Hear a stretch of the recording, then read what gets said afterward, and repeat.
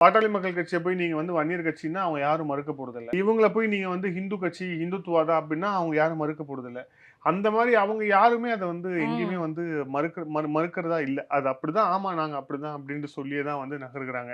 இதுல இன்னொரு முக்கியமான விஷயம்னா, இப்போ இந்த 22ஆம் தேதி ஃபங்ஷன்ல யார் கலந்துக்க போறா அப்படிங்கிறதுலயே ஒரு மிகப்பெரிய குழப்பம் வந்து ஏற்பட்டிருக்கு இந்த கூட்டணிக்குள்ள. ம். ஏன்னா யார் போய் பங்கேற்றா அது எப்படி பேக் ஃபயர் ஆகும் அப்படிங்கிற ஒரு சூழல் தெரியாத ஒரு சூழல்ல தான் இந்த எல்லா கட்சிகளுமே வந்து இருக்கிறாங்க. அதுக்கு ஒரு கிளாசிக் எக்ஸாம்பிள் அந்த ஒரு தலைவரோட ஸ்டேட்மெண்ட்லயே பார்க்கலாம். ம். இந்த ஐஎன்டிஏ கூட்டணியில தமிழகத்திலிருந்து திமுக இருக்கு.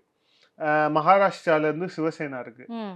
காங்கிரஸ் அதுதான் முக்கியமா இருக்கு. மேற்கு வங்கத்துல இருந்து மம்தா தீதி பானர்ஜி. அவர்கள் ம். இருக்காங்க. அதுக்கப்புறம் டெல்லியில இருந்து அரவிந்த் கெஜ்ரிவால் இருக்காரு. ஸோ பல்வேறு பீகார்ல மாநிலத்தில் இருந்து இருக்கக்கூடிய நிதிஷ்குமார் வராரு. நிதிஷ்குமார் இருக்காரு. ம். ஸோ எல்லாருமே இருக்கிறாங்க. ஸோ ஒருத்தருக்குமே ஒரு நிலைப்பாடுங்கிற மாரி இது போகுது.